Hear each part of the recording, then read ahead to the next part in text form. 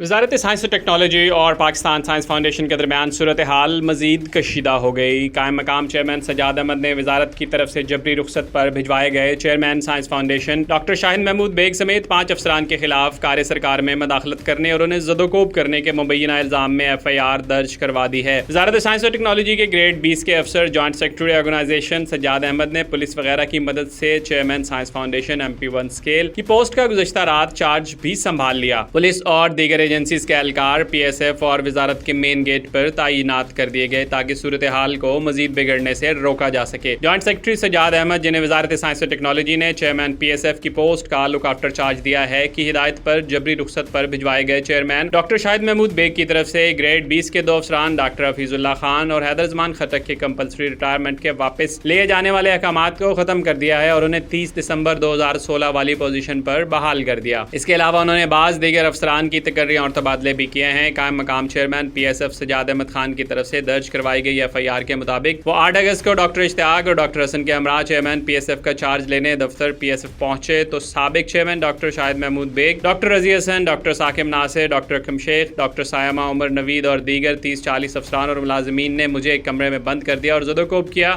اور جان سے مارنے کی دھمکیاں دی۔ مجھے چیئرمین کا چارج نہ لینے دیا گیا۔ تقریباً 2 گھنٹے کمرے میں بند رکھنے کے بعد چھوڑ دیا۔ پولیس نے مختلف دفعات کے تحت پرچہ درج کر لیا ہے۔ وفاقی سیکرٹری سائنس و ٹیکنالوجی محمد عبداللہ خان سنبل نے رابطہ کرنے پر بتایا کہ وزارت سائنس و ٹیکنالوجی غیر قانونی اور جارحانہ طرز عمل کی اجازت نہیں دے گی۔ FIR قانون کے تقاضے مکمل کرتی ہے اور مزید کارروائی بھی ممکن بناتی ہے۔